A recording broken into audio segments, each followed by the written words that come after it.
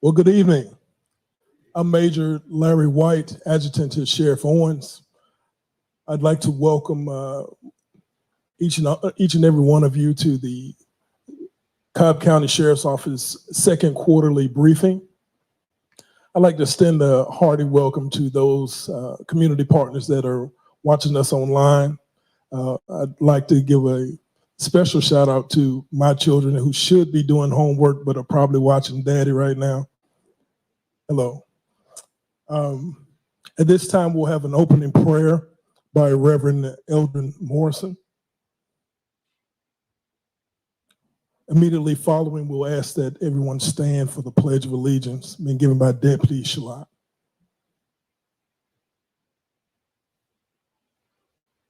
Let us pray. Father, we are grateful for the blessing of this day. Thank you for our safe arrival to this place. We ask your blessings on Sheriff Owens, Chief Anderson, his command staff, all of the employees of this department. We ask you to especially bless their families who sacrifice so much that they may work and protect this county. These difficult times we live in, we pray and we know, God, how important this department is. We ask, oh God, that peace will be the order of the day. We pray your presence as we gather here tonight. In Jesus' name, amen.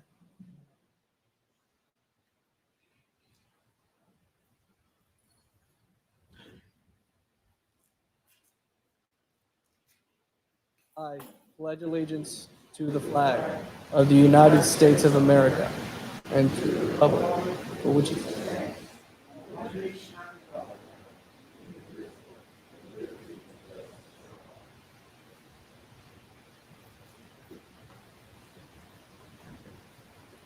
Thank you, Reverend Morrison and Deputy Shalat. At this time, we'd like to acknowledge all of our elected officials. Thank you all for joining us. I believe we have Superior Court Judge Angela Brown. You'd like to say a few words, ma'am?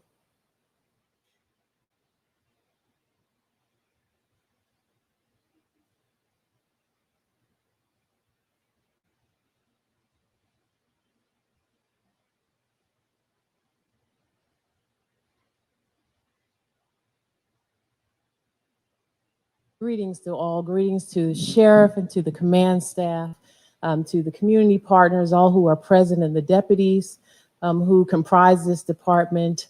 I wanted to come out and just be a part of this to let you know that the Superior Court judges, we stand with you. We are extremely thankful to sheriff and the deputies for the things that you have put into place. Y'all know I love you to come out here in this rain.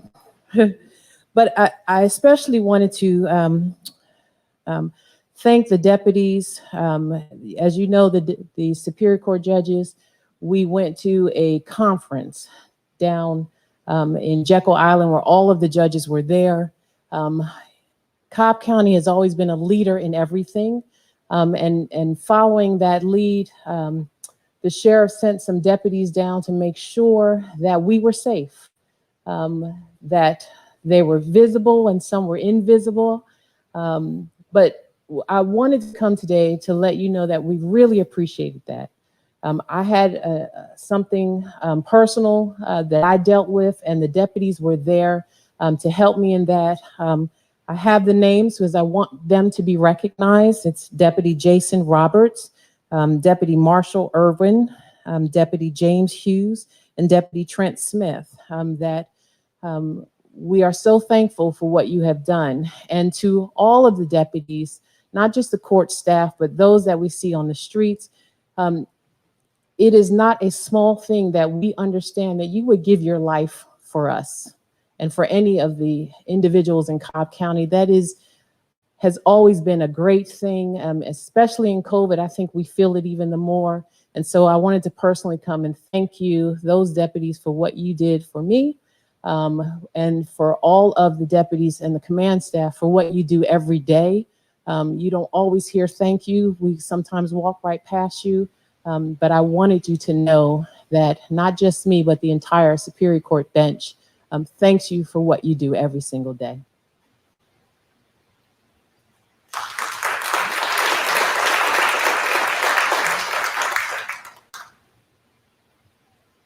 Thank you, Your Honor.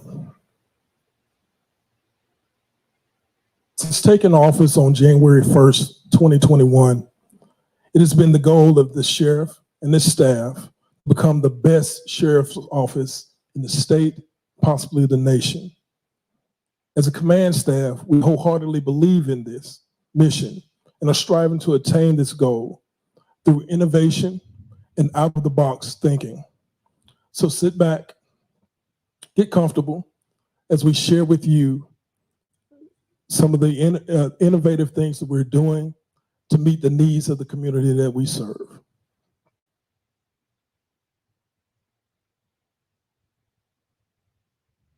At this time, it is my pleasure to introduce Chief Deputy Rhonda Anderson. I affectionately call her Boss Lady.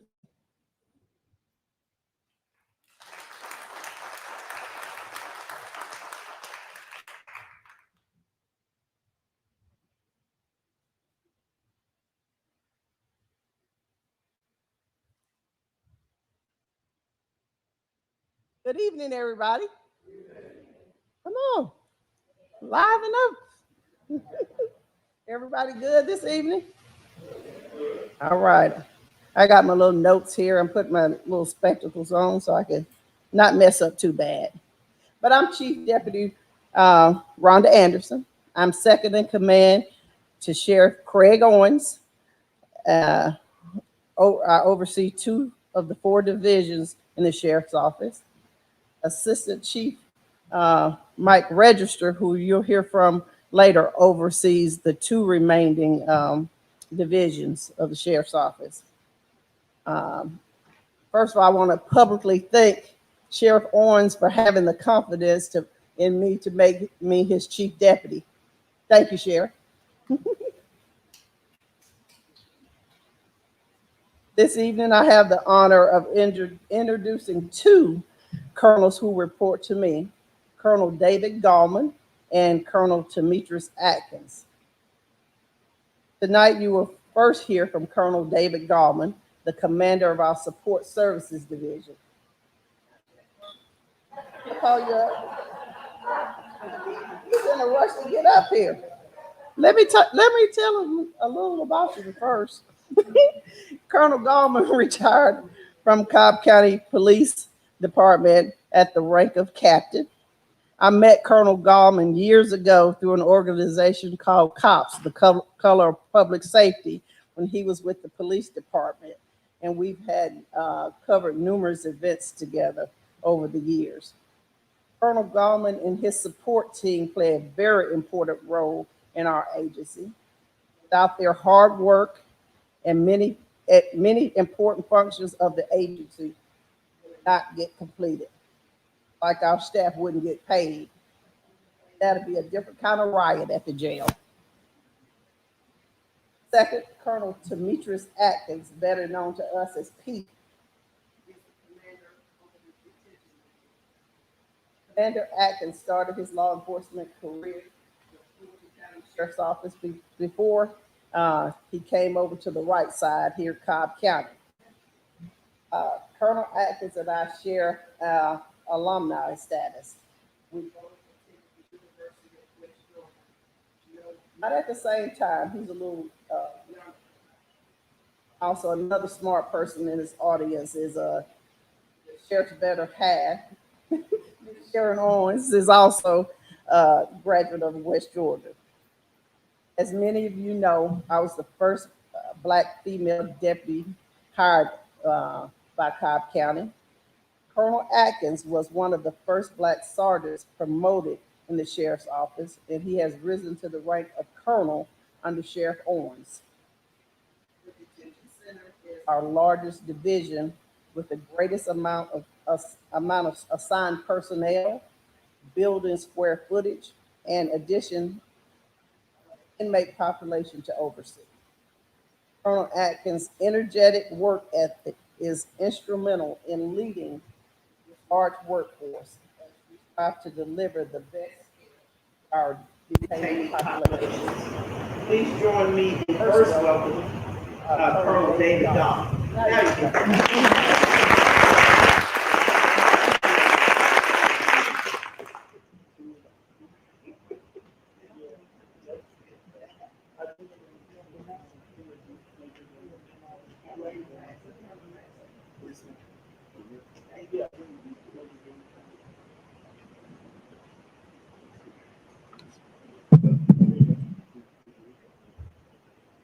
Good evening, everyone. Good evening. Amen. I am Colonel David D. Gall. I am the Divisional Commander of the Support Services. Tonight, I've been asked to give you an overview of who Support Services is and what we do, and let you know about some of the things that we accomplished in Q2 of the SPLOST program. Also, I'm going to give you a little insight to what's on the horizon of what we're doing in Cobb County Sheriff's Office. First, I'd like to introduce some of my staff that's here tonight. I'd like for Lieutenant Colonel Dwayne D. Morris to stand up. Colonel Morris is my Assistant Divisional Commander and helps me manage the division. Thank you. As an executive, we have executive assistants. They're key in making sure that we meet our appointments, answer our emails, and respond to everyone. That person for me is my executive assistant, Lolita Gopal. Please stand up. She is the brains behind the operations, ladies and gentlemen. I can't get anything done without her.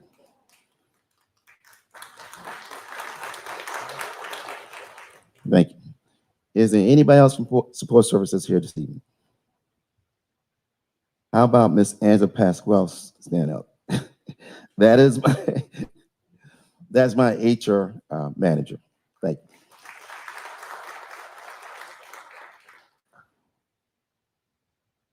Now, what are the components that make up Support Services?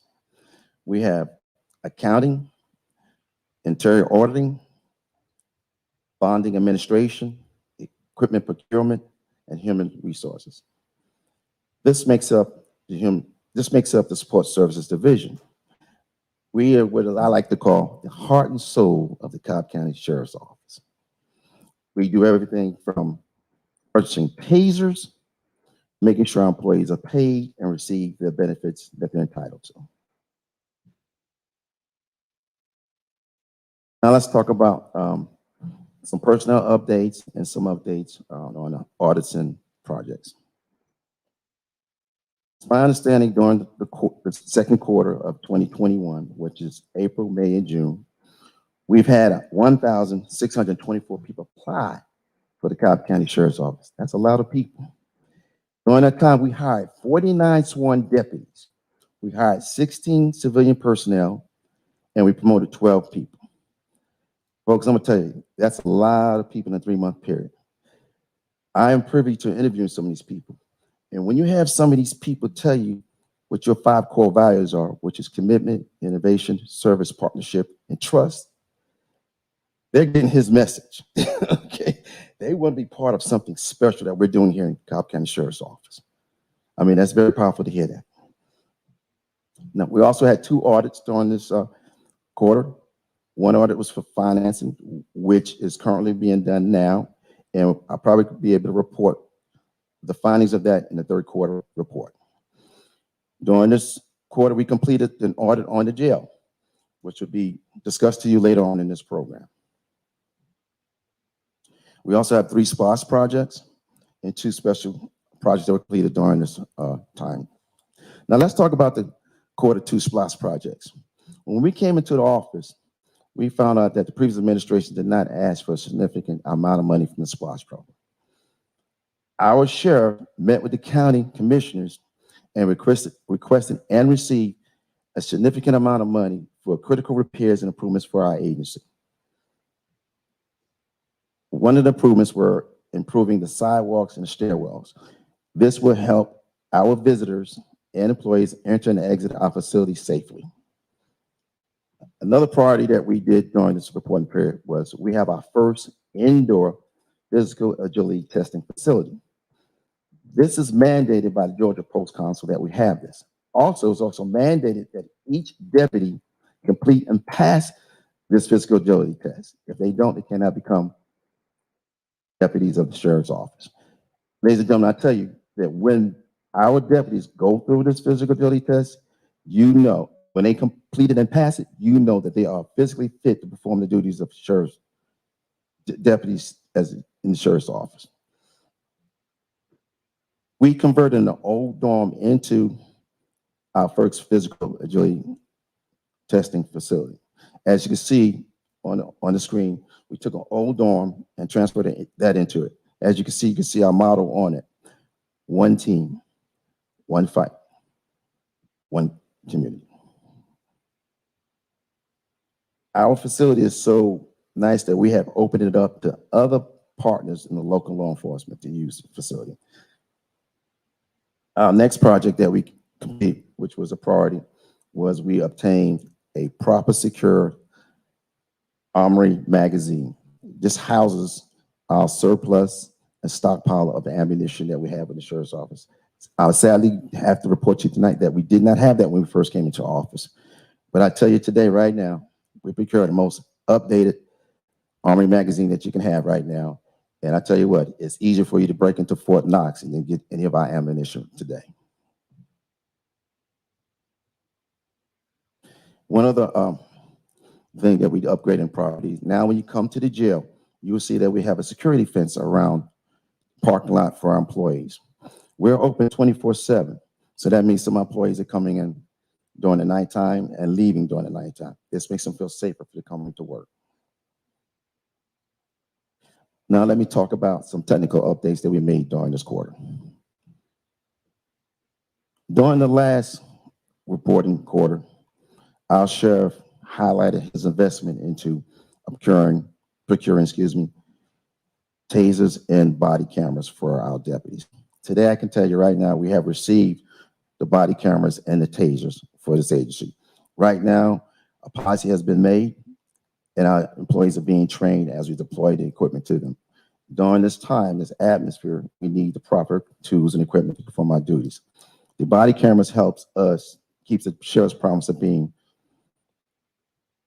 truthful, trust, truth, and transparency. This is what we need today during these times because we're not trusting the community. This is where we can build that gap and showing that we can be trusted. We also procured the flock camera system. The flock camera system we have is at the jail. When you enter and exit the jail, we're reading your tag information. This tool is very important. Being that we have this program, we can use our local partners in law enforcement within Cobb County and in the metro area within the state and sharing the information that these cameras pick up on your vehicles. This means that we can track felons, fugitives, people of interest in stolen cars. This is a very cool tool for our investigators to have.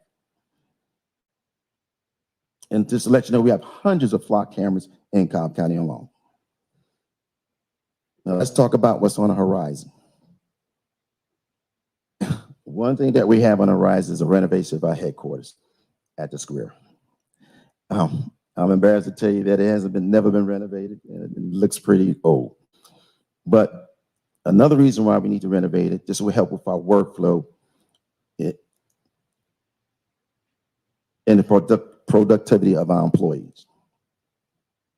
Another thing that we did is replacing the LED lights. Replacing the LED lights in the long term is cost efficient and will also make it safer for people to go in and out of our parking lots. We're also doing that in the other facilities that we have with the sheriff's office. We're transforming the work release building, which was not being used, into additional training rooms, conference rooms, and meeting rooms. We're also refurbishing our kennel. During this period, we added 2 more canines to our canine unit. The refurbishment of the kennel would help us when our canine handlers are on vacation. We have a safe place to care for the animals. Next, we have the overhaul the criminal investigation and evidence management. That will be later discussed by Colonel Yeager, who will be following me in this program. Another project that we have on the horizon is GovQA. GovQA is a software used by other entities in the county. This helps us streamline our requests for open records requests and also help us process them and payments move smoothly.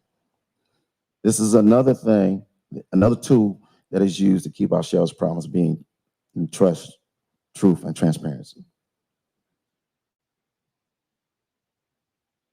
I already mentioned earlier about the audit that we're doing financially, that the findings of that audit should be completed by the next quarter. To wrap things up, I hope this gives you a sense of what we are doing and what we're about in Cobb County. And also this is showing you how we're striving to be good steward of your tax dollars. I am truly honored to be Divisional Commander for the Support Services. And I want to personally thank Sheriff Owen for allowing me the opportunity to do so. And with the help of my chiefs, I think I do a fair job. And with the help of my other employees that are here tonight and are not here tonight, I think we're on a good plan of improving the Cobb County Sheriff's Office and being not only the best in the state, but in the nation, what I like to say, the best ever. And I'm honored and privileged to be part of that. So thank you for listening to me tonight. And now my last thing I have to do, I have the distinct privilege to introduce the next speaker to come on the stage. That would be the Colonel of the Adult Detention Center for the Cobb County Sheriff's Office, Demetrius P. Atkins.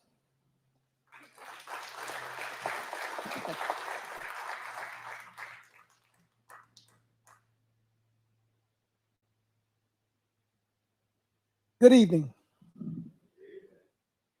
To give you an overview of the detention center, I will note that the detention center is the largest division in the sheriff's office. Under my command, I have 1 lieutenant colonel, 3 majors, and 4 captains. Many of my command staff are in Tennessee right now, being introduced to new and innovative ideas that will make us the best facility in the state, if not the nation. But at this time, I would ask my remaining command staff at the detention center to stand if in attendance. Go ahead and stand for me, guys and girls.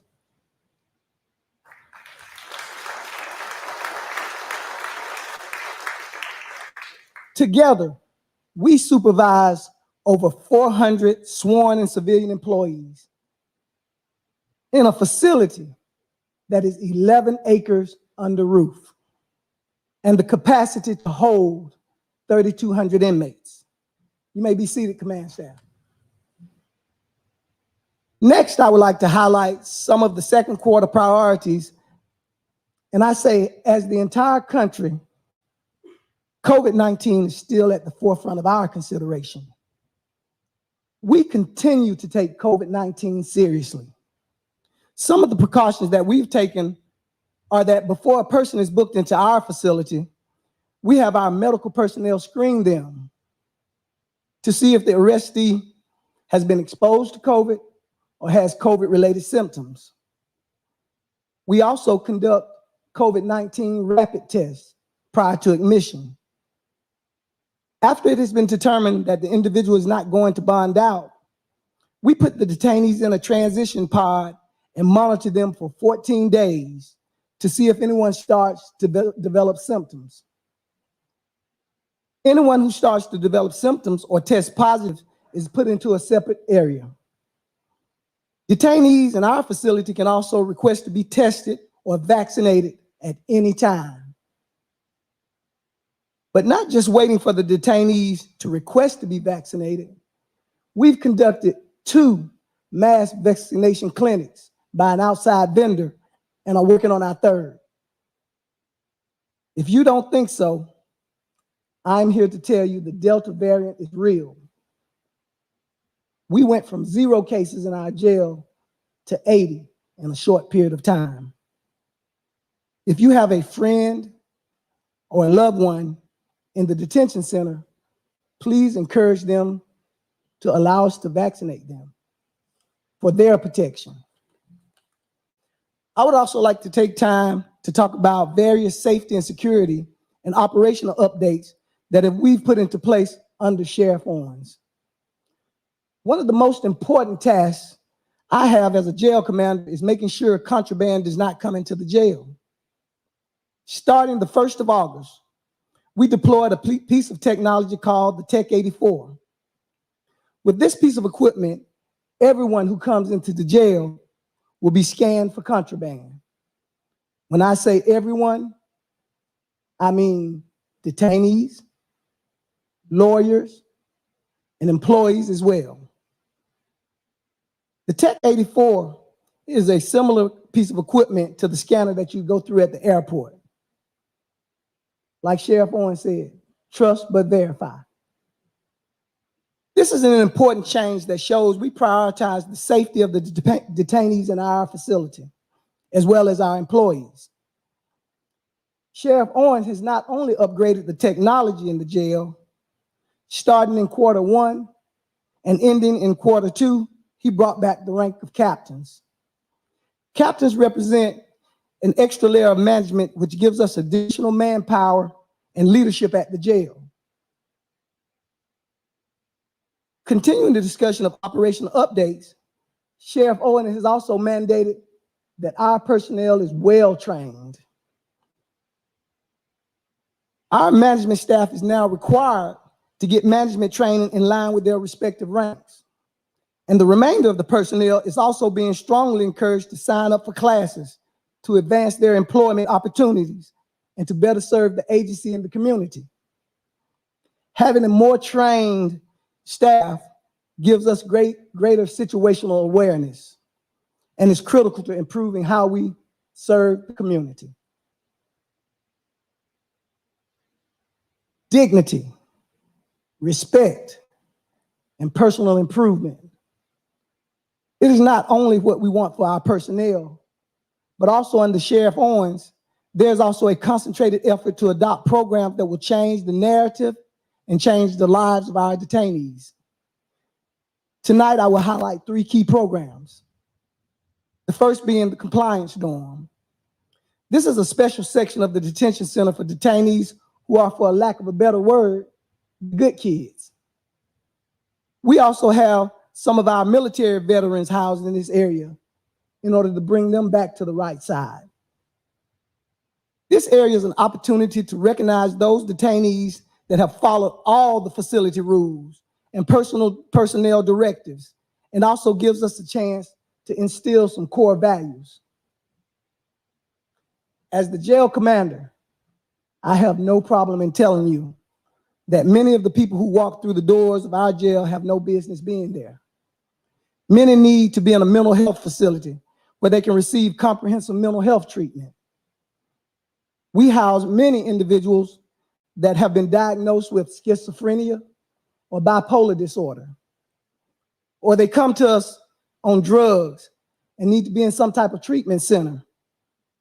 Last but not least, we encounter many individuals who are dealing with trauma that they just never learned how to overcome.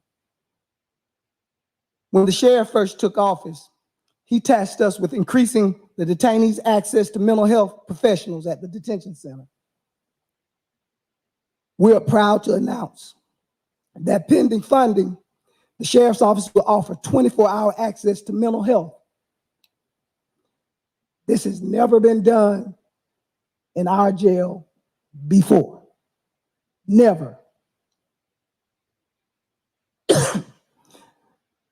We believe it is necessary and is a great investment to reduce the risk of detainees self-harm, detainees attacking staff, or other troubling behavior that our personnel encounter on a daily basis. Another first under the mental health team will be a discharge planner. This person will assist those persons being released with learning how to get their prescription after release, with figuring out where they're going to go, how they're going to be safe for the night. They'll connect them with outside mental health resources so they don't have to walk out the doors and not know where they're going to go. Again, we don't want the jail to be a revolving door. Another program we've installed is the Urban League Young Father Program. We're working with the Urban League of Greater Atlanta on a Young Fathers Program.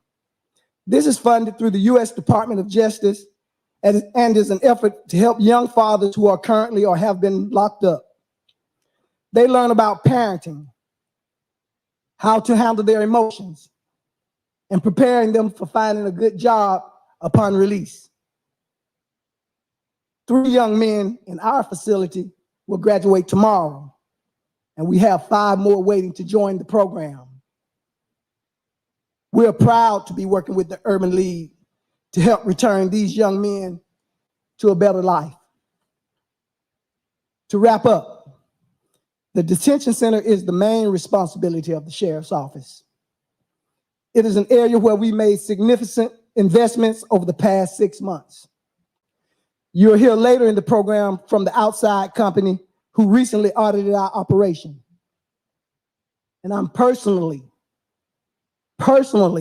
grateful to Sheriff Owens for this audit because it is an important part of our overhaul plan and assists us in making sure we're operating at the highest of standards. So in closing, thank you for being here tonight.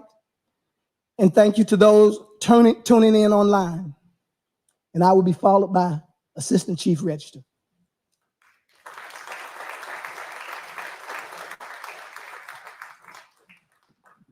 As Chief Register makes his way up, I'd be remiss if I didn't advise that our program is completely interactive.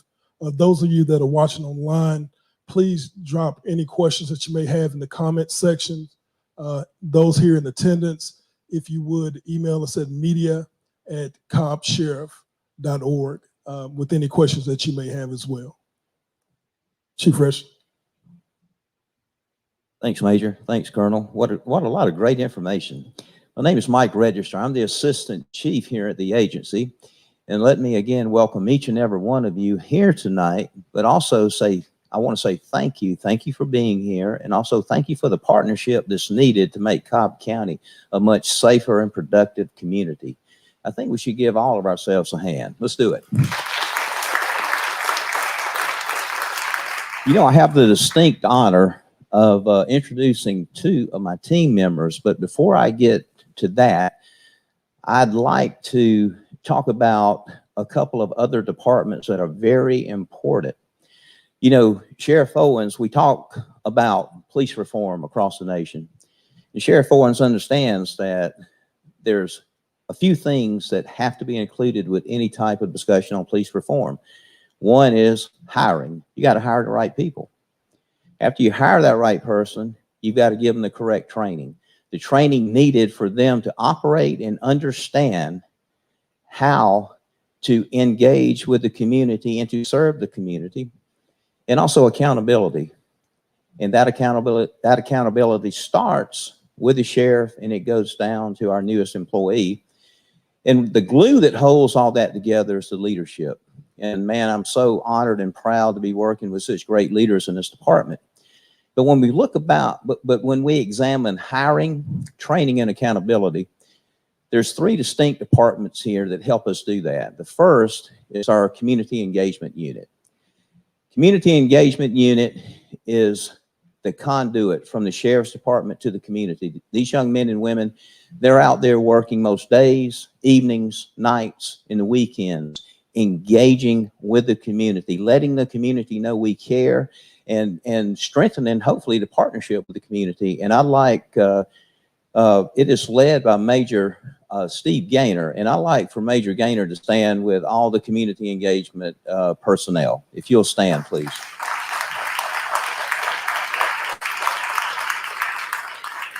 They do a tremendous job. And when we talk about hiring and we talk about accountability, we have an internal affairs and recruiting section. And they go out and they find the brightest people that want to come and want to represent the police department and have the requisite commitment to do this job. That department is headed by Major Prince, Marvin Prince, I'd like for him and all the individuals here that work in recruiting and internal affairs to please stand.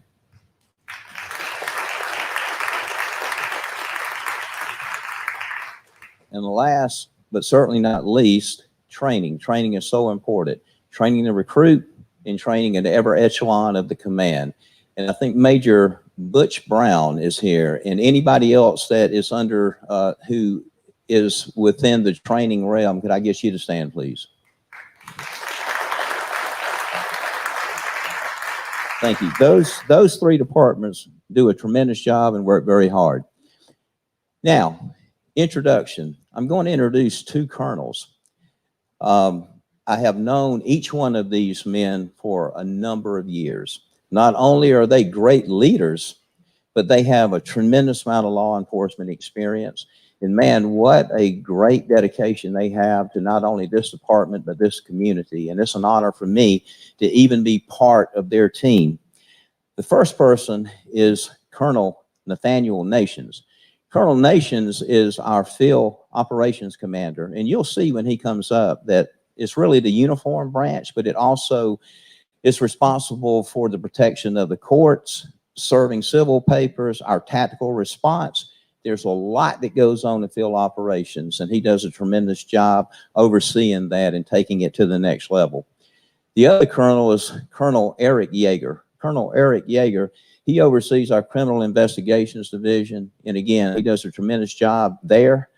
And you'll also see that there's a lot going on in criminal investigations, everything from fraud, sex offenders, fugitive apprehension to our federal task force officers that are assigned there. So without further ado, the first person I would like to call up is Colonel Nathaniel Nations. Colonel Nations.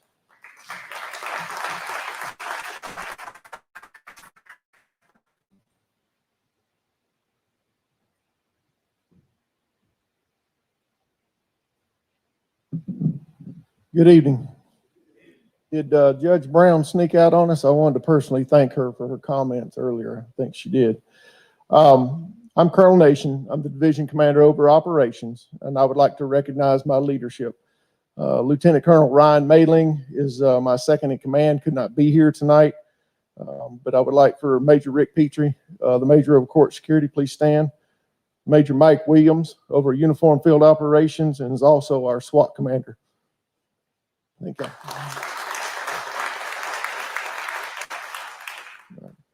In addition to court security and uniform patrol, I oversee 3 specialized units: the SWAT team, the K-9 unit, and the FAST team, which is the fugitive apprehension and support team. We're first going to talk about court security. The court security complex is 7 buildings, 5 checkpoints. One of those checkpoints is open 24 hours a day, 7 days a week, including holidays. Our personnel include 54 deputies, 7 supervisors, and 12 civilians. And we provide security for 54 judges, 36 courtrooms, several elected officials, to include our very own sheriff and other department heads inside the court complex. So court security for the months of April, May, and June, second quarter, staff at our checkpoints screened over 119,000 visitors who entered the court complex. We recovered 325 knives, 148 chemical agents, and 1 firearm. Now, on the next 3 slides, you're going to see a comparison. The comparison is to the last full year that we had, 2019, before COVID-19 hit. So those are our last year of what we call true numbers. So it's kind of what we look at as to what we're probably going to get back to once COVID kind of goes away, if it does. All right, so to give you some perspective, in 2019, during the same months, we screened almost 200,000 visitors that came in during those 3 months. During the months of April, May, and June, deputies in our court security were responsible for the security of over 3,300 inmates that were brought to us from the detention center to go to court. And again, for perspective, in 2019, it was over 7,500 in that 3-month period of time. So now we'll talk about uniform patrol. Uniform field operations consist of 29 deputies and 19 supervisors. The main responsibilities are to serve warrants, civil papers, subpoenas, grand jury summonses, mental health committals, evictions, funeral escorts, inmate transports, and we also assist the other divisions and other agencies upon request. In April, May, of June of 2021, we received over 5,200 civil papers from the court system.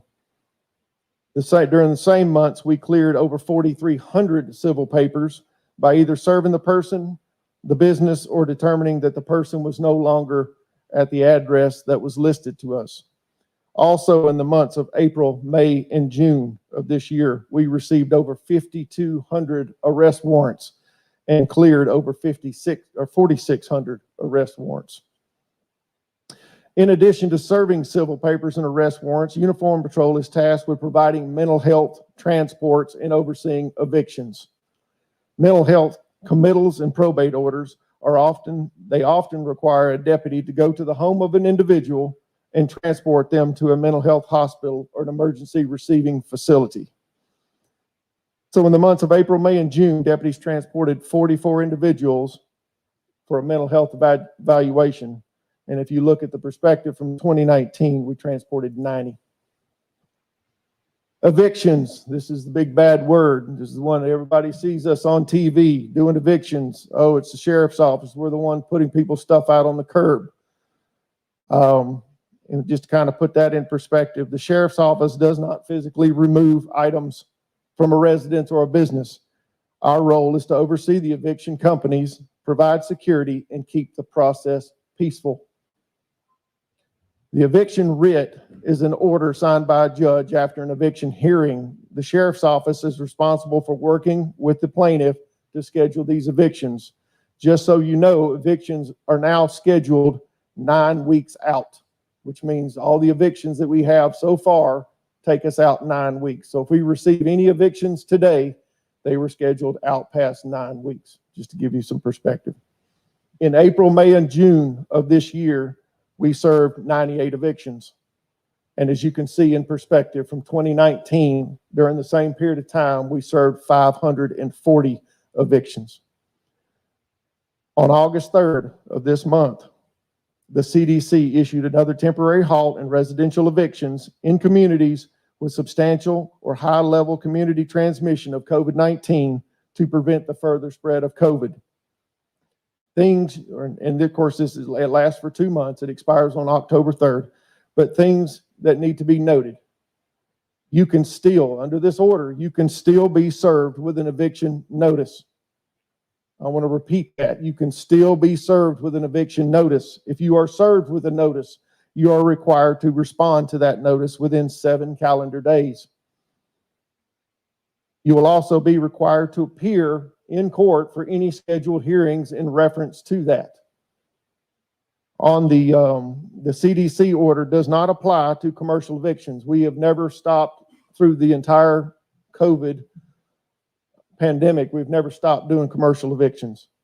It doesn't apply to commercial, and it also doesn't apply to residential evictions where the landlord is not seeking past due rent. We're clear on the screen. There is a site that you can go to get pretty extensive information on the newest CDC extension. So if you want to take a picture of that or copy that down, that was something that Chief Magistrate Judge Brandon Murphy puts together for the community. He puts it out on his site. We have it on our site, but it's really good information in reference to the latest order, facts and questions. The FAST team. As the number of civil papers and warrants continue to increase, our FAST team has played a key role in supporting our various units. These deputies and supervisors have the ability to work in any position in the sheriff's office and provide additional personnel support if needed. Currently, FAST consists of 4 supervisors and 3 deputies, with the plans to expand the unit to 5 supervisors and 8 deputies. The FAST responsibilities are court security assistant, high-risk transports, high-risk warrants, traffic details, dignitary protection, highway interdiction, and assist other divisions and other agencies upon request. To give an example, during the first week of school last week, FAST conducted speed checks in school zones in the highly populated routes, resulting in 25 citations, with one subject getting a ticket for 91 miles an hour in a 45-mile-an-hour school zone. The K-9 unit. As the field operations commander, I also oversee our K-9s. Currently, the sheriff's office has 6 K-9s. We have 2 narcotics, 2 tracking, and 2 explosive detection K-9s. During our first quarter briefing, we announced K-9 Boomer as our newest K-9, but he was not able to attend due to his training. Happy to say now, I would like to formally introduce Deputy Long and K-9 Boomer.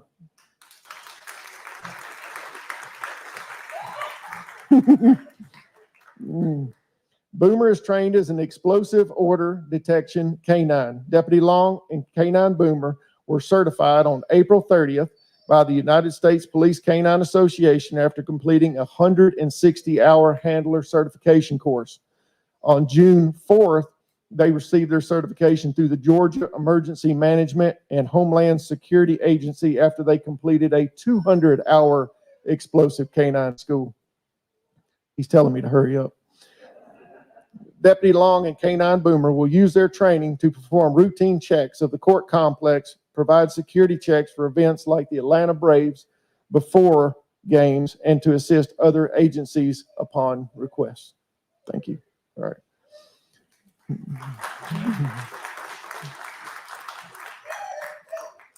And they will be out in the lobby after this is over with, so if somebody wants to get a close-up.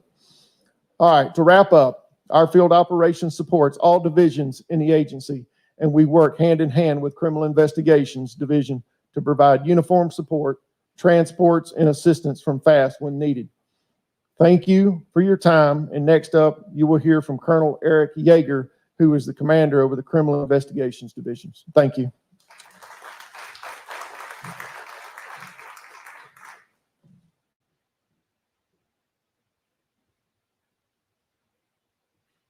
Good evening, everyone. I think it's quite fair that I have to follow up the dog. It's like the high point there. Again, thank you all for being here tonight. I am Colonel Yeager, and I am the division commander over the Criminal Investigation Division. I'm going to put on my specs here, otherwise I won't be able to see anything. So our division, we have about 60 employees, a little more than that, between sworn and unsworn personnel. We encompass 7 units, which includes our MCS narcotics unit, our fugitive unit, fraud and forgery, domestic violence, sex offender, crime scene, and evidence. An integral part of this division is its supporting leadership. This time, I'd like to recognize some of my help, I guess you would say, the people who carry me really. Lieutenant Colonel Cliff Kelker, if you'd please stand. Major David Hillsman, he is the commander over my division, Criminal Investigation Division itself. He is out tonight, he couldn't make it. And then Major Heather Ray, and she commands my MCS narcotics unit. Okay. A little bit about some of the units. So our MCS unit handles all the major narcotics crimes and any street level complaints that we get throughout the county. It comprises 6 cities or 6 agencies within the unit. That includes Cobb County Sheriff's Department, which is the lead agency, Cobb County Police Department, Smyrna, Ackworth, Kennesaw, and Powder Springs Police Departments. Now, this is a great example of collaboration between the agencies within the county. We recognize that drug crimes don't just occur in one neighborhood or one city, that it's scattered throughout the county. And again, these units work very well together, getting a lot of the drugs and weapons off the streets. One of the highlights for this division, or for this unit, this last quarter, was in a certain case, they were able to seize a tremendous amount of the deadly narcotic fentanyl. The quantity that they seized was equivalent to almost 800,000 doses. Again, that's a lot of lives saved. Our fugitive apprehension unit, they work in Cobb and throughout Metro Atlanta. They serve the high-risk warrants that some of the other agencies send to us to handle, and these include murder, rape, armed robbery, aggravated assault, kidnapping, VGCSA, which is drug and narcotics, and various crimes against children. And also, any general warrant that an offender may have any type of history of violence or weapons charges. So these guys are the ones who they send out to get the worst of the worst. This quarter, they've been responsible for 268 arrests in the last 3 months. And out of those arrests, 78 were actually within the confines of Cobb County. Also included in this unit is our extradition unit. Now, these are the guys and girls who handle any fugitive apprehensions, fugitive from justice warrants, where suspects have fled the state and are outside of the bounds of transport, so we have to fly and get them. These are the folks that go pick them up. They stay pretty busy. We run in anywhere 2, 3, 4 times a week, flying to all corners of the country, picking people up. Additionally, we have several investigators who are assigned to federal task forces. We have 2 currently assigned to the DEA. 1 is assigned to the Department of Homeland Security, and 1 assigned to the U.S. Marshals Service. We're also working on getting agents assigned to some of the various other task forces throughout the country, federal task forces, including the Secret Service, the JTTF, which is the Joint Terrorism Task Force, and Safe Streets. These connections to these federal task forces add a lot of resources, manpower, and knowledge to a division for us to combat crime. They actually open up a lot of doors for us that otherwise we wouldn't have access to. Now, an example of their hard work was actually quite recently. Everybody's familiar with the murder at the golf course. Well, that individual was loose in our community. And when it happened, I guess it was a Saturday, Friday night or Saturday, and our task force guys were off. Our fugitive guys were off. They came in on their off time and started tracking this individual. They got information, his name, and started looking for him, and they located him pretty quickly. He actually was in custody in another jurisdiction. Before we could get to him and get him picked up, he was released because he was just there on minor traffic offenses. They immediately came back in and jumped back on it, and they were able to track this individual, locate him, get in touch with him, and actually coerce him to come in and turn himself in. He literally walked into the police station to pick up some items, and we were there waiting on him. So again, they do a good job like this all the time. Now, not every crime is physical or violent in nature. Criminals are using technology and sophisticated schemes to get to victims. Now, this includes credit card theft, identity theft, and various other scams, and anything white collar crime related. Thinking of Whitewater. Any portion of these criminal investigations are conducted by our fraud and forgery unit. This quarter alone, they have taken in over 570 cases, and this is not a big unit. They take in a lot of cases. They average well over 100 cases each, and they stay very busy. Included in these growing numbers are the elder fraud cases, which include scams and schemes against our elderly. Anyone 55 years of age or older, what we consider an elder individual. These crimes are criminals posing as grandchildren or other relatives needing money. Of course, you have the old roof repair scam where they say they'll come repair your roof. You give them a little money up front, and then you never see them again. And sadly, actual relatives taking advantage of their elder family members and getting in their bank accounts. So these are all things we investigate. Thankfully, most of our investigators are part of the Metro Elder Abuse Task Force and work diligently in identifying these individuals and getting them into custody.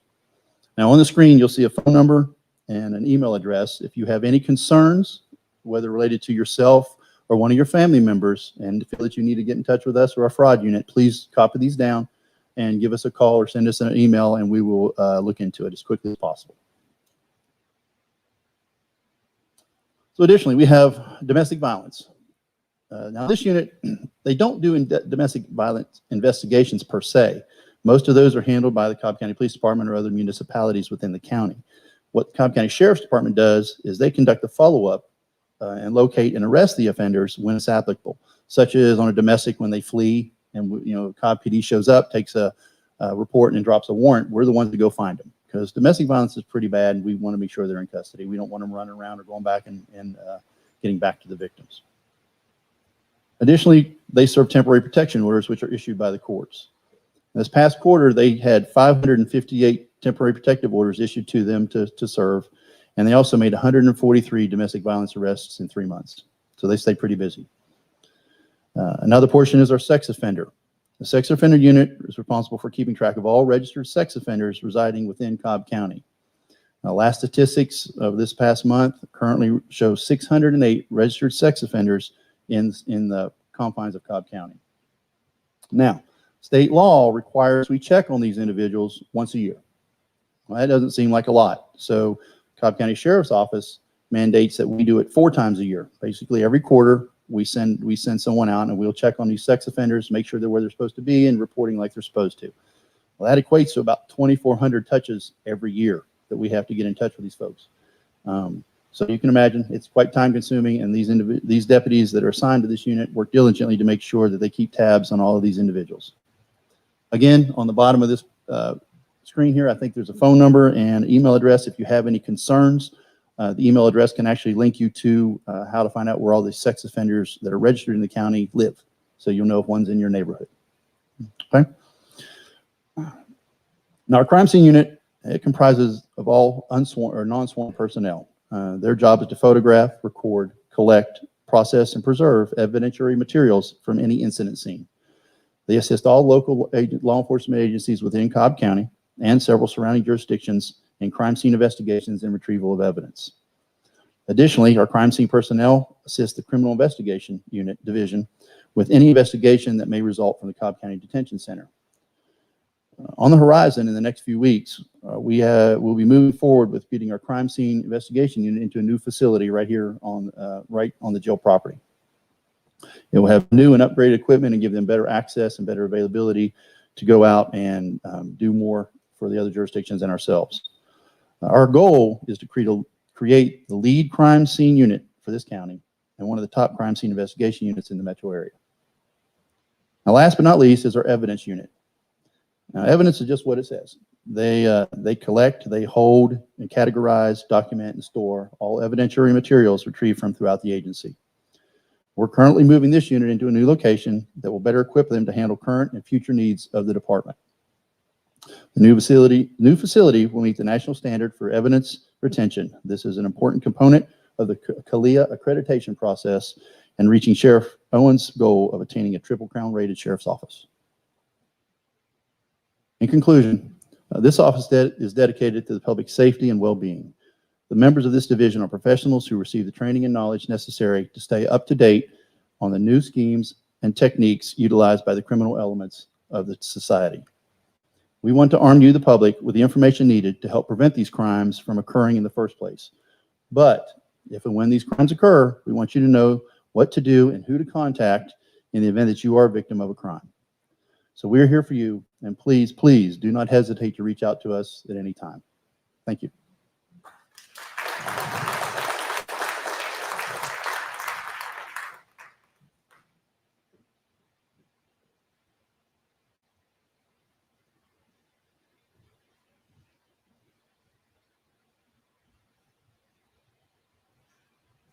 Good evening, everyone. So you know I'm up here early, so I shouldn't come to the end, but I'm coming up a little early now. I have a special presentation this evening, and I want y'all to help me do this presentation. Now, did I see my fellow elected official? Where's my commissioner at? Did I see Commissioner Richardson? Come on down here. We didn't recognize you came in, so come on down and stand beside me. Y'all, this is one of our great commissioners, one of our newly elected commissioner, Ms. Jericho Richardson. So give her a round of applause as she comes in. She's probably saying, what did he call me up here for, right? So this evening I have the great opportunity to present to y'all, well, I like to say one of our new ambassadors for Cobb County. This individual has been very supportive of me since I've been in office, and he's been a great supporter of Cobb County Sheriff's Office as well. So what I'd like to do tonight is introduce you all to a special presentation, which is going to be a special swearing in of a special deputy that, and I think he's going to be great for Cobb County. He's well known, not only in Atlanta, throughout the United States. He's a NBA legend. He's a Hawk legend, and he's just a all-around great guy. With that being said, will Mr. Dominic Wilkins please come forward?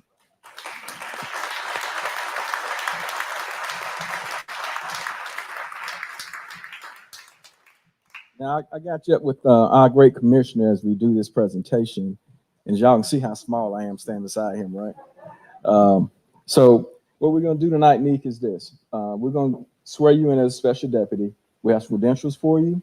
And what I'm going to do, I'm going to read your oath. So when I say your name, when I say I need you to say your complete name. And as I say these words, repeat them after me. Okay? I need you to stand up and have, well, I say your right hand, but you be up and sitting, but you stand up and have your right hand up for me, please. I, say your name, Dominique Wilkins, do swear and affirm I swear and affirm that I will that I will faithfully faithfully execute all writs, execute all writs, warrants, warrants, percepts, percepts, and processes and processes directed to me direct to me as a special as a special deputy sheriff deputy sheriff of this county, of this county, for which but which are directed are directed to all sheriffs to all sheriffs of this state, of this state, or to any other sheriff or to any other sheriff specially, special, which I can lawfully that I can lawfully execute execute and true returns and true returns make, make, and in all things and all things well and truly, well and truly, without malice without malice or partiality, or partiality, perform the duties to form the duties of a deputy sheriff of a deputy sheriff of Cobb County, of Cobb County, during my continuance therein, during my continuance doing my continuance therein, therein, and take and only only my lawful fees. my lawful fees. I do further swear, I do further swear I do further swear or affirm or affirm that I am that I am not the holder not to hold of any of any unaccounted for unaccounted for public money public money due this state, to this state, or any political subdivision or any political subdivision or authority or authority thereof, thereof, that I am that I am not the holder not to hold of any office of any office of trust of trust under the government under government of the United States of the United States and any other state, or any other state, any foreign state, any foreign state, which I am which I am prohibited prohibited from holding from holding by the laws by the law of the state of Georgia, of the state of Georgia, and that and that I am I am otherwise otherwise qualified qualified to hold such office as as special deputy special deputy according to according to the constitutions the Constitution and laws and laws of the state of Georgia. of the state of Georgia. So help me God. So help me God. Congratulations, Dominique. You're officially sworn in. Thank you. I appreciate it. Thank you. And here's your official credentials from the Cobb Sheriff's Office. And please guard these with your life, because that's what it means to me. That's right. And again, welcome. And we know you're going to be a great ambassador, not only for Cobb County Sheriff's Office, but for the whole county. And we're just so grateful you're here with us. Oh, So thank you. please say a few Thank words. Well, first of all, I'd like to say thank you to Sheriff Owens. We've become really good friends in a short period of time. And I'd just like to say thanks to your whole unit, your office, to Cobb County for giving me the opportunity to do some special things here in Cobb County. I've been in Atlanta, since 1979, a long time. And this city has always treated me like their native son. And now being a part of Cobb County and the team and family, I'm truly excited, and I'm looking forward to doing some special things here in Cobb County.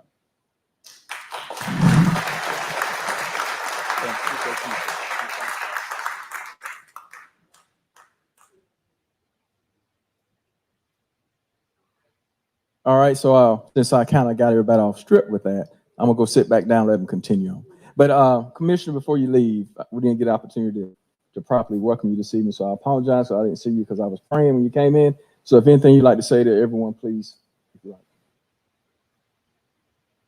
Sure. Just what an incredible, incredible department you run. I am always so impressed and so proud of our sheriff's department and how innovative everything is, how exceptional the talent is, leadership.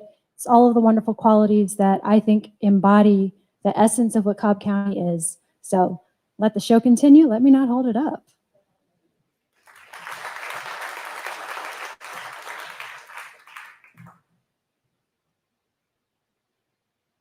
I told you we had a lot going on today.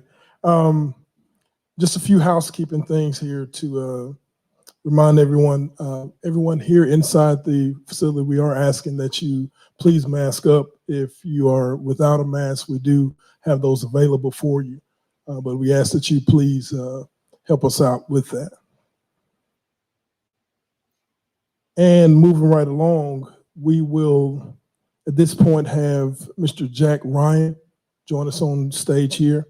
Mr. Ryan is a member of the Legal and Liability Risk Maintenance Institute and recently conducted an outside audit of the detention center and their policies and procedures. Mr. Ryan.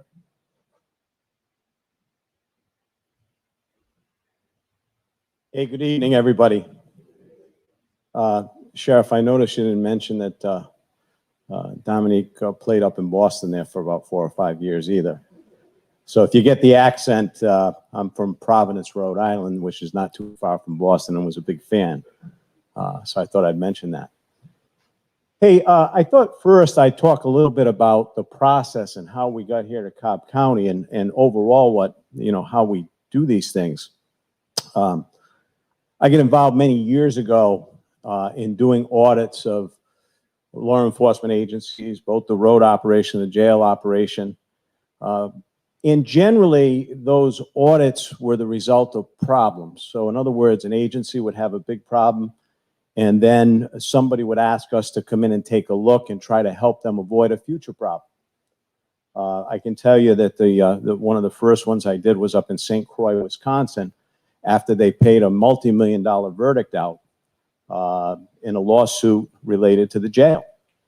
And I was brought in after the fact with a group of other individuals, and we did an audit of the jail to try to make sure that they were brought up to speed with respect to legal mandates, best practices, and all of that. One of the things in my background is in addition to having a career in law enforcement, I'm an attorney, and I get involved in a lot of litigation around the country, more often than not as an expert witness. And so I'm involved in litigation cases around the country, and I only say that for this reason, is because those litigation cases allow me to learn what kinds of issues there are in the law enforcement operation that gets both agencies and officers into trouble. And so in many cases, in these audits, we're called in after the fact.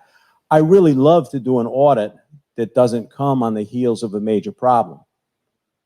I love it when a sheriff has the foresight to say, I want to take a look at the way we're doing things and compare that to what's going on nationally, compare that to best practices, and see if Jack and his group can help us do better what we're already doing well. Those are the kind of audits I like doing because those are proactive. They're not on the heels of a major problem. I'll tell you that, I've been doing work here in Georgia for many, many years. In fact, at the old Cobb County Police Academy, I did training. I can't even tell you how many times I provided training. I've done other audits here in Georgia as well, including one after, and some of you remember this, after a fatal shooting of a police recruit. I did the audit following that particular event and the follow-up audit to that. I want to just maybe say first, one of the things every 4 years when there's the new sheriff's school because of the elections, the Georgia sheriffs bring me in to do a program for the sheriffs at the new sheriff's school. And although I knew Sheriff Owens before that time, he and I got together, this past year at the new sheriff's school, and we talked about a lot of best practices. We spent a lot of time of the downtime of the training with the sheriff, kind of picking my brain about what I'm seeing around the country in different areas where improvements need to be made. And I think that is what fostered the idea of our group coming to Cobb County to take a look at operations, to take a look at policies, to take a look at training. When we do that, we really focus on what we call the high-risk critical tasks in the jail operation. So we're really focused on many issues related to the treatment of prisoners. One of the things, and Colonel Atkins, I think, said, he talked about the number of people that come into the jail that have mental health issues. Probably the average person doesn't know this, but because a lot of our mental health institutions were shut down many years ago, jails became a place where people with mental health problems ended up. Yes, because of criminal activity, but many times it was a manifestation of their mental illness. As a result of that, and you know, you could research this and you would find that the Los Angeles County Jail is considered the largest mental health institution in the United States. And this is a problem that all jails face, that they do have people between substance abuse, mental health problems, and the combination thereof, that there's a great deal that has to be done for the safety of those individuals that are incarcerated. And, you know, one of the things when I do training, and Steve Campbell, who was with me on this audit, and Tracy Reed, they've heard me say this many times, and it was interesting because they heard it from one of the, it was actually Lieutenant Colonel Westerberg, happened to say at one point while we were doing the audit, she said, you know, the message that I like to give out is how would you want your family member treated if they ended up incarcerated in the jail? And that's a message that I give in training all the time, you know, that's what we should, that should be our goal, is to see what we can do. So the programs that you guys are doing are absolutely phenomenal in there. Let me focus a little bit on kind of how we did this particular audit. One of the things we do is we look at existing policies. I learned a long time ago that there's a lot of agencies that have policies that are written, and they're great policies, but they don't follow them. They have an operational policy that's different from their written policy. So in addition to looking at the policies, we have to actually come on site. And why do we do that? We come on site because we want to see if the operations match up to the policies, and we want to see the operations in action. I will tell you that a couple of things that we immediately noticed here in Cobb County. One, high energy level by the command staff. That's one thing we noticed right away. Second, tremendous transparency. You know, I talked to Steve. Steve has done an audit in another jail recently up in Nevada, and I talked to him and he told me there was a complete lack of transparency. They had to fight for every bit of information in order to do the audit that this agency wanted done. That wasn't the case here in Cobb County. Everything we asked for was immediately provided. And, you know, Sheriff, I would say that starts from the top down. You know, that everybody we dealt with was willing to talk to us, from the new correctional officer to, you know, to everybody all the way up the chain of command, which is refreshing in itself to get that kind of transparency. When we do these audits, we look at and we request a lot of information. And some of it we request when we get on site. We do that for a reason. A very good friend of mine who used to do these audits before I ever got involved, Pat Gallagher, is probably 85 years old now. Pat used to send out a survey, and he'd ask about different things that were in policy, and then he might even ask for some reports, and the agency would select the reports that were sent. So, for example, one of the things we take a strong look at is use of force issues. So Pat would say, okay, send me some use of force reports. And what the agency would do is they would cherry pick out the best use of force cases they had, where the officers were clearly justified and there were no issues. So we don't do that. We ask for use of force within a range of dates, every use of force. We look at internal affairs investigations the same way. We look at everyone within a range, because we don't want the agency to be able to cherry pick out some because they want to look best in light of this particular process. So in addition, one of the things we were able to do here is we're also able to look at video. You know, when I did these audits almost 20 years ago now, we didn't have the video and the great video that we have today. And so the video is very helpful. One of the things we did find is that, you know, you guys, Cobb County does have some older portions of the facility where the cameras are not as good.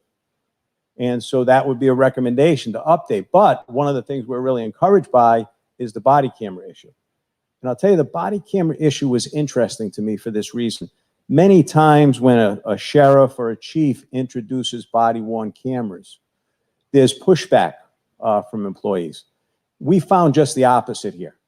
From the correctional officers, their morale was boosted by the fact that they were getting body-worn cameras. So that to me is a big deal. They wanted the documentation of their actions, which is important.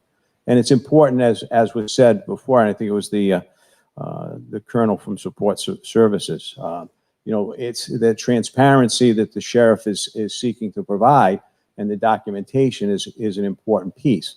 So, you know, one of our facilities criticisms, if you would say, would be those older camera systems, but we find out as we do the debriefing that it's already being addressed. So that's important. Some of the other areas that we think are super important is contraband control. And so that the whole body scanner issue would have been something that we recommended. We happened to walk into booking the first day. It wasn't operational yet, but there it was. Right there in the booking area, there was one that was ready to be put online. That would be a recommendation that we would have made from a technology standpoint, because when contraband gets into a jail, it puts everybody at risk. It puts the inmates at risk, because now you can't control necessarily the intake of anything they're taking. You can't control their behavior as it relates to a manifestation from that narcotics usage. And one of the other areas is the actual, how does it get in there itself? And I agree with the sheriff, trust but verify. You guys have great employees here. I saw that in the 3 days that I was here. You really do. But it only takes one. It only takes one that slips through the hiring process. It only takes one to stop bringing contraband into the jail, and that puts every employee at risk. A way to avoid that is this body scanner. And to put some fears aside, and we discussed this, I know the sheriff and I discussed it, but the parameters on that body scanner, the way it can be set up, it does not intrude upon privacy in the way that some people think it may. So I think that's a dramatic change and something that we would have recommended. In use of force, I'll tell you that we looked at a number of use of force cases. And the use of force cases for us, when we do these audits, are usually a gotcha moment. What do I mean by that? We usually find one where the documentation is not consistent with the video. That did not happen here. The documentation was all there. The videos matched up to the documentation. If anything, I would say that the Cobb County Sheriff's Office documents lower levels of use of force events than many jails. Many jails, they don't document it till it reaches a certain point proportionally. Cobb County, even we saw some even what we would call escort hold cases that were documented in a way that was good. One of the best practices today is to have a supervisor who's not involved in the use of force respond to the event and do kind of a follow-up investigation by talking to the correctional officers, talking to the inmates, taking photographs.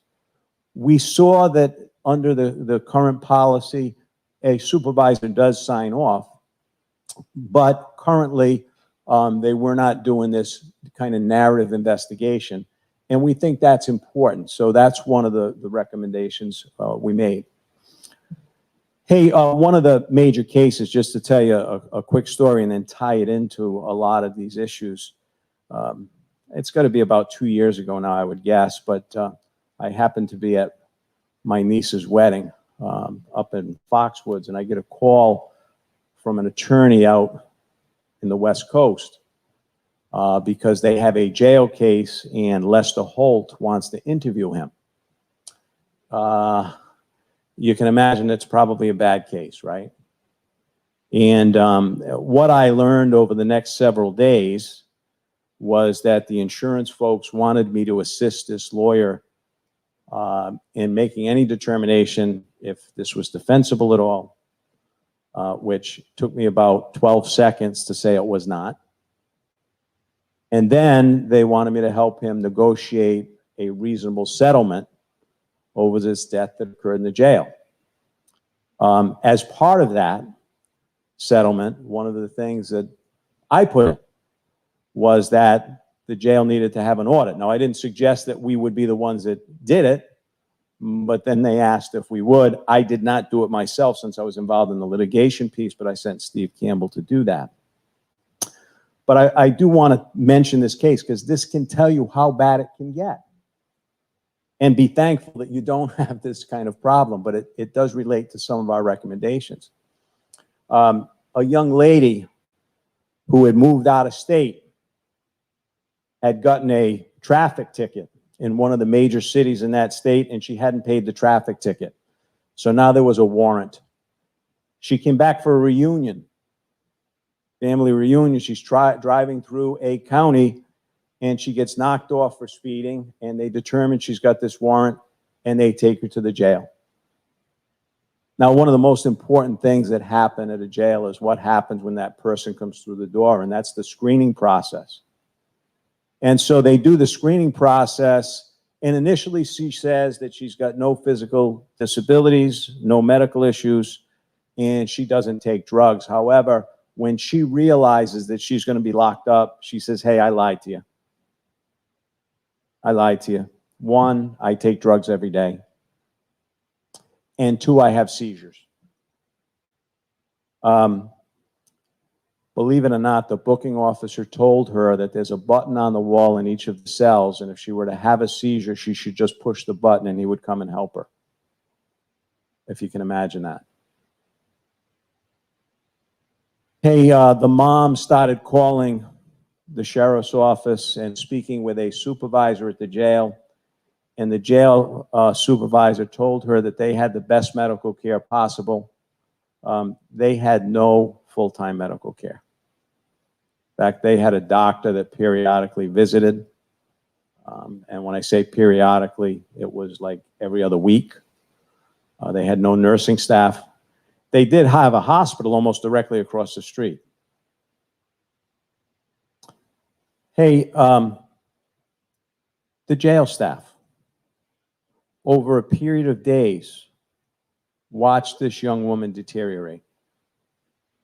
When she was given food, she didn't eat it. When she was given water, she didn't drink it. At some point, she didn't get up off the floor. And she just deteriorated worse and worse and worse.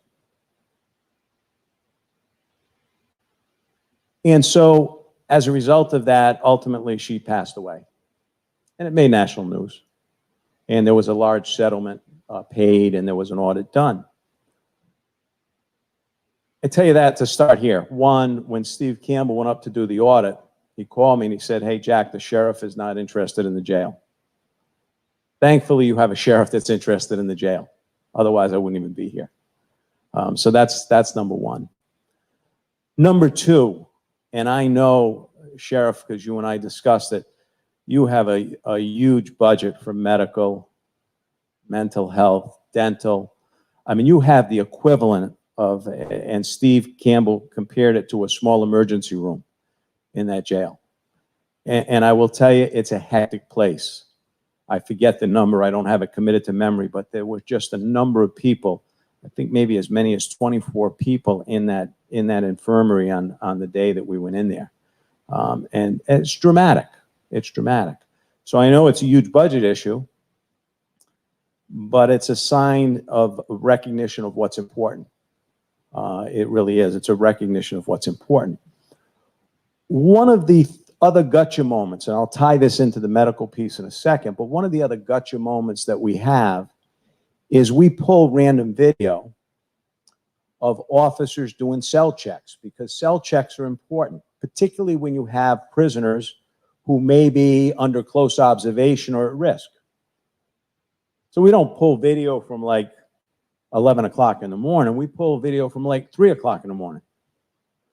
Now, why did we start doing that? Well, I can tell you that I've got an active case in New Jersey where the person responsible for checking these prisoners, who, by the way, were on suicide watch, was supposed to be doing 15-minute checks.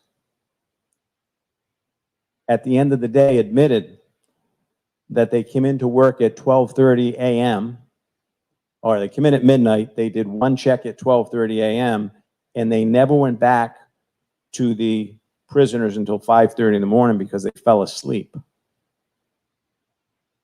Yet the log outside the cells said that that woman was checked every 15 minutes all night. So they were writing the time down on the log. So what they did was they pencil whipped the log. That's why we check the videos.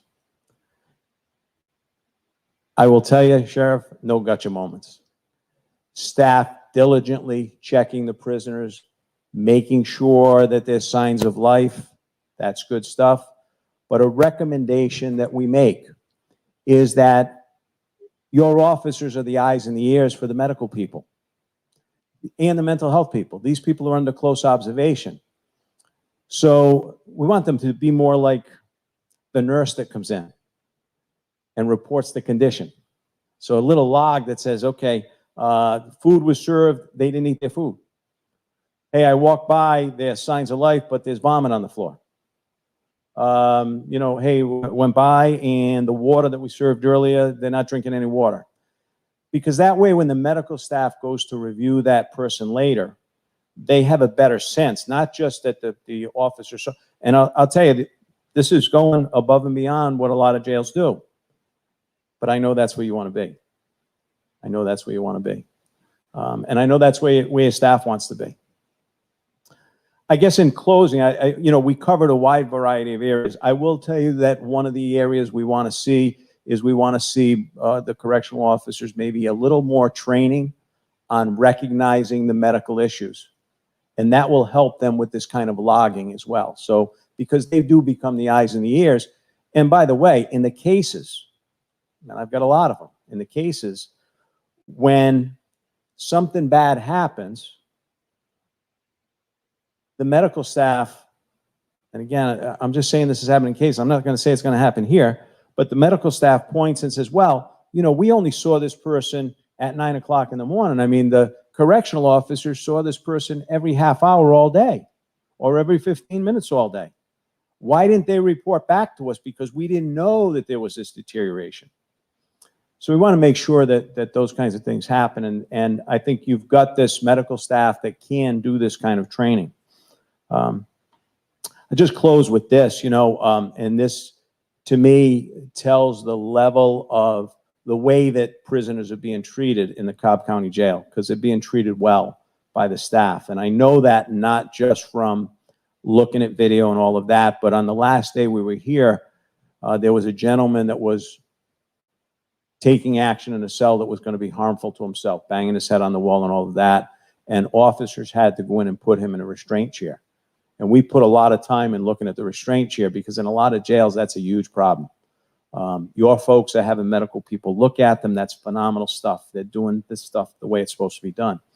But in this particular case, Major Baines and Lieutenant Colonel Westerberg asked us if we wanted to come down to see the process because they had put the call out that this was going to happen. And so we went with them and watched the process, highly professional process of putting this man in the chair without using a great degree of force to do it, to protect him. But here's the part to me that was the most important. One of the officers was facing the man, so that officer couldn't see outside the cell. And this prisoner said, I just want to talk to Major Baines. The prisoner knew the major by name and wanted to talk to her. Again, it's a sign that your leadership is walking around, interacting with the prisoners to see what's going on. That's important. And the officer who had his back didn't know Major Baines was there, and he said, Major Baines isn't here. And the prisoner says, yes, she is, I can see her. And at that point, the officer turned around and said, oh, she is here. And then she had a conversation with him, and quite frankly, it did seem to have a calming effect on him. So that's the empathy that we saw throughout our 3 days at the jail by all of the staff, and it's important stuff. So with that, we've got a significant report, obviously, but those are some of the highlights that I thought were important to share with the community and with the staff and everybody else. So with that, I don't know if you have questions or how we're going to do that.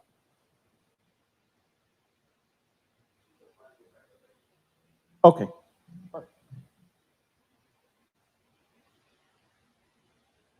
Thank you, Mr. Ryan.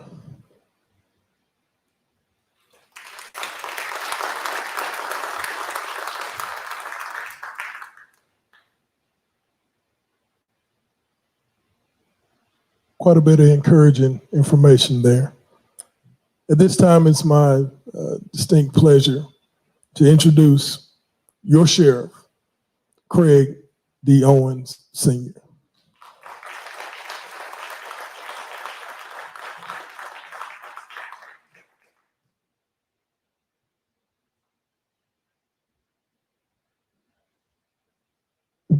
All right, I'm back again, y'all. How's everybody?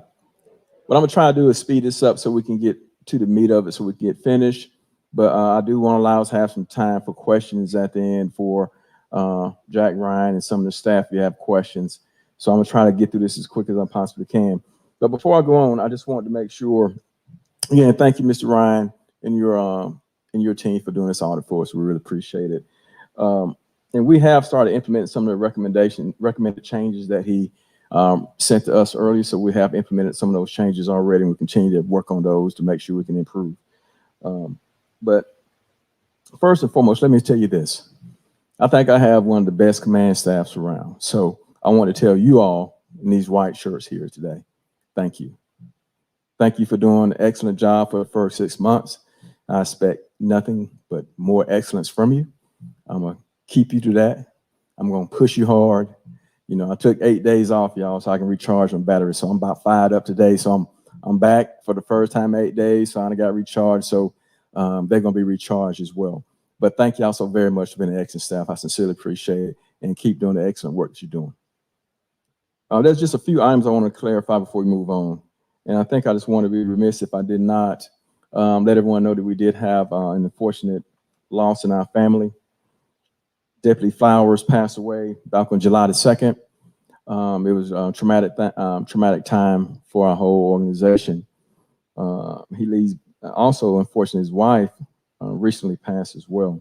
He left behind 3 sons who now are without a mother and a father. So please continue to keep Deputy Flowers in your hearts and prayers as we go forward, as well as his sons. And the Sheriff's Office will not forget our fallen deputy, and we'll continue to do our best to support his family while he's unfortunately gone. We created a nonprofit, and I think it's important for you to talk about it very briefly for the Sheriff's Office. It's up in the Sheriff's Foundation, and that nonprofit is going to help us give back to our community, help our fellow employees, and help us invest really in our community and give things back to our kids and some other individuals that may be in time of need. So we're going to work hard with that foundation and hope it becomes a great foundation so we can give back. And that's what we're about here at Sheriff's Office, giving back to our community as well as taking care of our Sheriff's family. Now, let's get into something I think is important for us, our communications. We've been doing a lot of things trying to upgrade our communication platform here in the Sheriff's Office. So I'm gonna give you a little brief on our communication updates. So we started with, of course, with TV 23 and Cobb. We're having a sitting with the sheriff. That's a great program we started. So we do that every other Thursday. I get a chance to get asked questions, and I can respond and tell them what we're doing in the Sheriff's Office and keeping our community up to date of what we're doing. You can see that again on Cobb TV 23 and also on the YouTube platform as well. And, you know, I'll be able to answer any questions from those calls on those channels. So it's working out very well. We also launched a new sheriff website in the last 6 months. It's up and running now. We still got a few more tweaks we want to do to that, but we're working on that, but it's up and running at this time. And the thing I'm really excited about, we're developing a new sheriff app, a mobile app. It'd be on your, you can be on your iPhone, I'm sorry, your Apple or Android type phone device. That should be ready in about 3 months. I think that'll be able to give us quick information of what's going on in the Sheriff's Office. Any frequently asked questions will be on that site as well. Sex offender information, contact information for our division commanders and leadership. So I think that's going to give us an opportunity not only to receive information, but to push information out to our community, keep them informed of what's going on as well. And speaking of our community, we have some of our partners here tonight. I just want to make sure, at least one group I want to make sure I identify. We have some of the Brave staff here. They are a great partnership with us in the Sheriff's Office. So thank y'all for coming out tonight. I really appreciate it. And one of those gentlemen is retired Major Dale Bolenbaugh as well. He's a current employee at the Brave. So thank y'all for both for coming out this evening. And speaking of community, there's some other leaders here. Just want to let y'all know that we're building this partnership here at the Cobb Sheriff's Office. We want to be great community partners. And thank y'all for coming this evening. And I think that's a part of that, showing that trust that we're building with y'all today to bridge that gap with our law enforcement in our community. Let's get to talk a little bit about our community engagement. I'm going to try and get this as quick as possible so I can, I know you've been here a long time. Our community engagement teams, we have very strong presence in our community in the last 6 months. I mean, we have been doing phenomenal work in our community. On the screen, you should see, I hope it's up there now, there's several of the organizations that we worked with in the past quarter. And that's a robust list. And we've been doing a lot of things in the community. We're going to continue to do a lot of things, and we're going to strive to be one of the best community engagement units in the state of Georgia. And if you want us to attend any community events that you have that's coming up, you can go to our website and fill out a request form, and we do everything we can to be at that event and provide you any assistance you need from the Sheriff's Office. Another important thing of mine, I think I really need to address now, about our mental health issues we're having.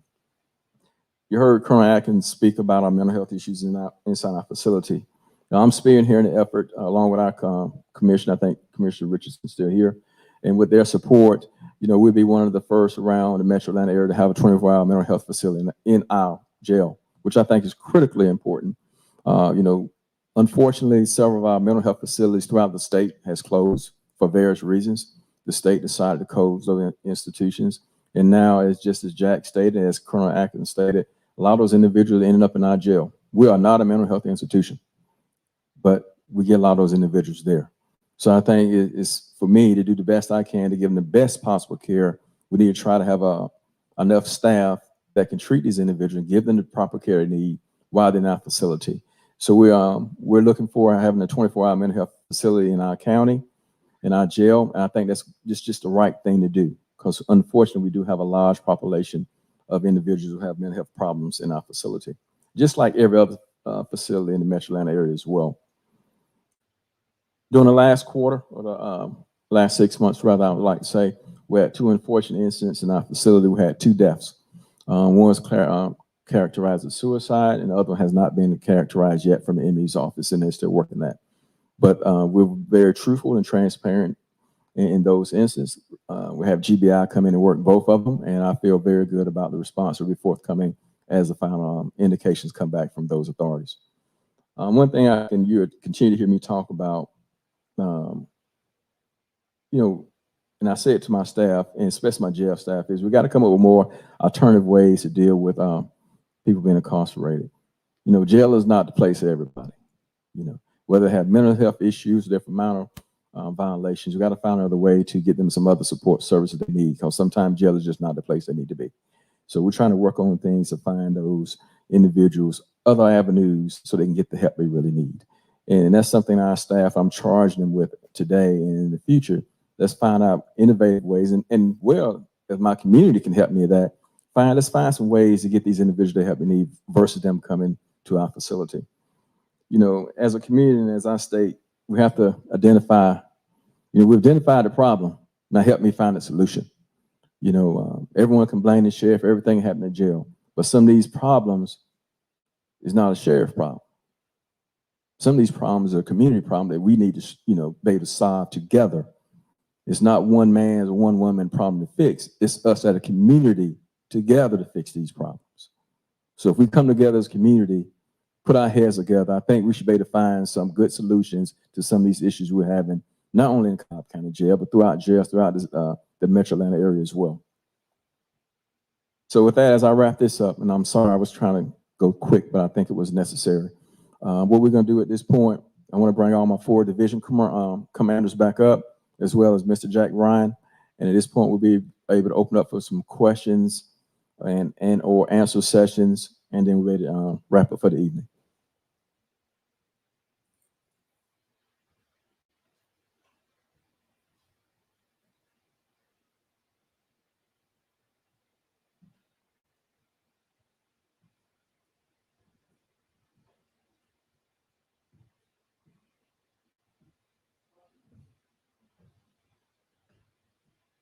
You receive a couple questions online, but before we get to the questions online, we'd like to open it up for the questions here in the audience. If you have any questions for any one of my colonels or either Mr. Ryan regarding the audit, and please ask Mr. Ryan any question you like.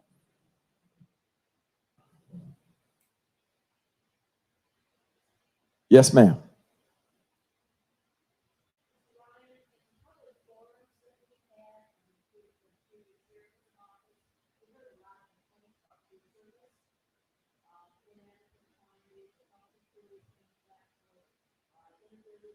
Handle special diets quickly when somebody came into the detention center, and wondered if you had any findings in that area. We did, just so you're aware, we did a full look at the nutrition area.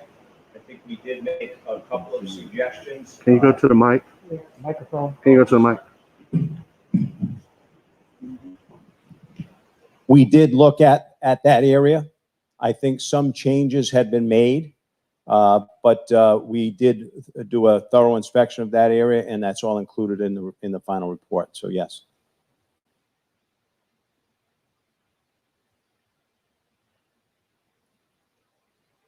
I might add just something regarding the food issue. We are currently looking at a new food vendor. It will be going out to bid very soon. Myself and the jail commander looked at some of the food preparation procedures they was doing, and we found some issues we want to change. So we're actually looking at a new vendor this time. So it'll be going out for bid soon for a new food service contract. Colonel, is there anything else to add on that? Is there anything else you want to add on that? Or okay. Yes, ma'am.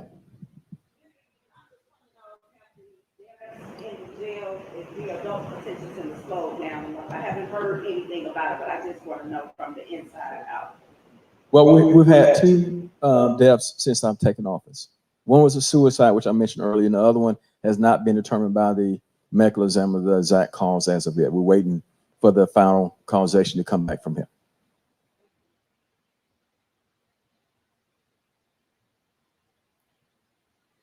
Yes, sir.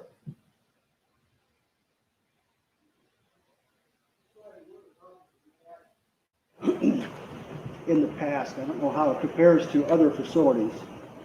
When it comes to deaths in the jail, it's not so much the problem with the sheriff's department as it is with the procedure that we have that combines the sheriff's department and the medical examiner in investigating exactly what happened. I don't know if you've seen it, but there is an SOP put out by the State Department of Corrections that is very detailed as to what is supposed to happen in the case of an inmate death. What I don't know, or maybe you could answer, is whether or not those kinds of state SOPs that tell us precisely how the investigation is supposed to proceed, what the medical examiner is supposed to do, what other people are supposed to do, et cetera, et cetera. Is that supposed to be transferable to county and city facilities, or does this only apply to state facilities? Yeah. Largely, those are the prison protocols. However, I think it's important, what the sheriff already said, is that, he calls in GBI to do an independent investigation, and that becomes important. And that's the best practice, to have an outside entity do the investigation. Unfortunately, sometimes when you do that, you lose control of the information. So, because the sheriff now has said, GBI, you look at this because I want an independent investigation. So they're going to control the information, and the medical examiner is going to control the information until such time as they reach a conclusion, and then they'll come back to the sheriff with that conclusion. Around the country. Again, the problem here is whatever procedure that we use, it's available to us, whether it's GBI, medical exam, and so on, is the family will often be waiting for a year or 2 years to find out what happened to their relative.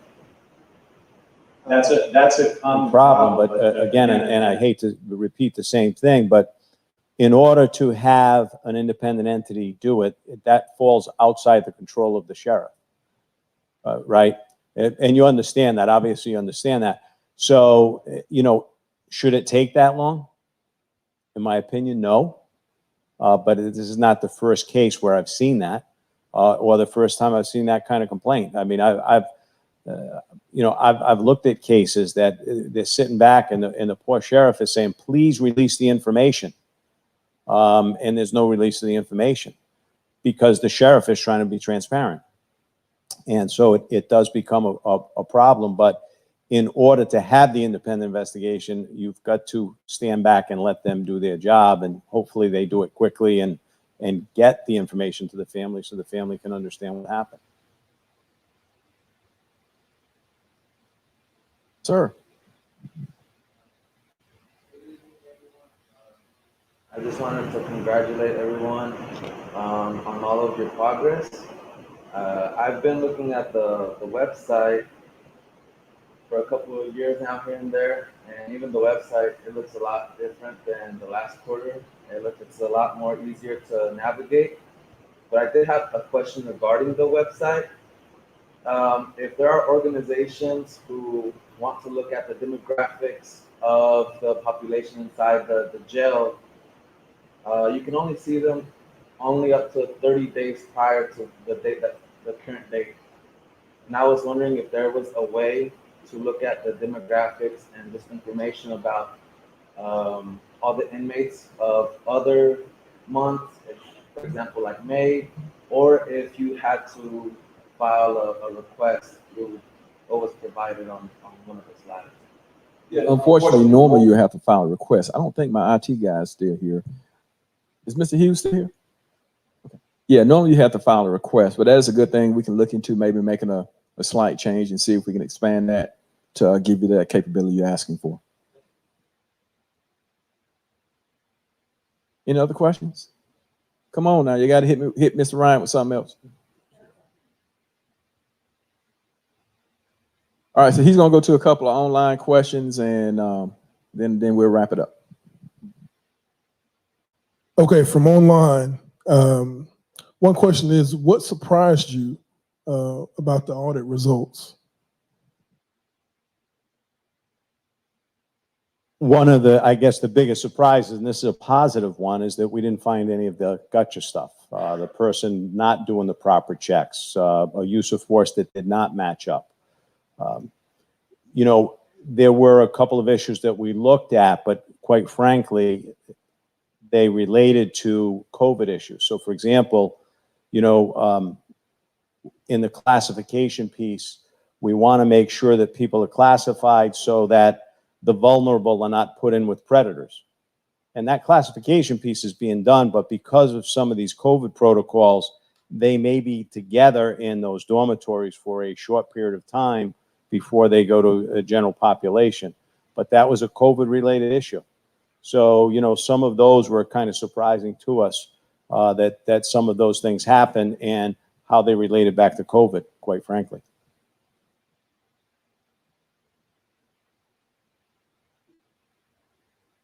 Okay, the second is a two-parter. This has already been answered, but I'll let you answer it again. What were your recommendations around mental health services, and should Cobb go to 24-hour health care? Obviously, one of the things in the sheriff is moving toward the 24-hour mental health care. That's important.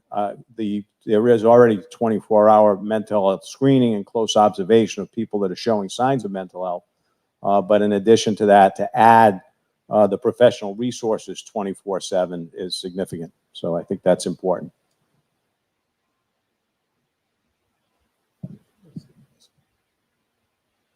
that was the last part of questions. Again, I'd like to thank everyone for coming. I do have another one of our partners in our technology field is here. Axon is here tonight. This is the one of the great companies I like to say around. This is who provided us recently with our body cams, like new in-car cameras and tasers as well. They also, due to the weather, we were going to put up one of the tethered drones that we're purchasing to help us use as a security method as well. But our Axon partners are here tonight. Y'all just stand up and raise your hand forward, please.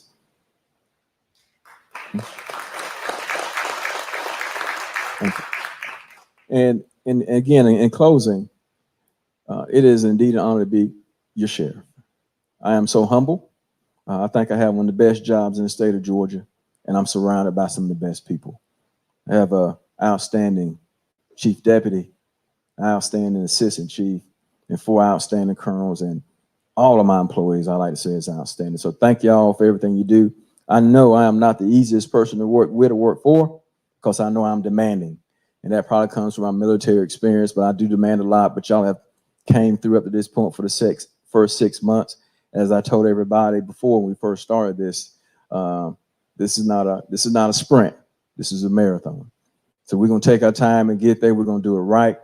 We're gonna be responsive to our community. We're gonna be responsive to emails. We're gonna be responsive to complaints, and we're gonna do things the right way in Cobb County to make sure that we become the best sheriff's office in the state of Georgia, and if not the nation. With that being said, thank you all for coming this night, and God bless you, and please get vaccinated. Thank you.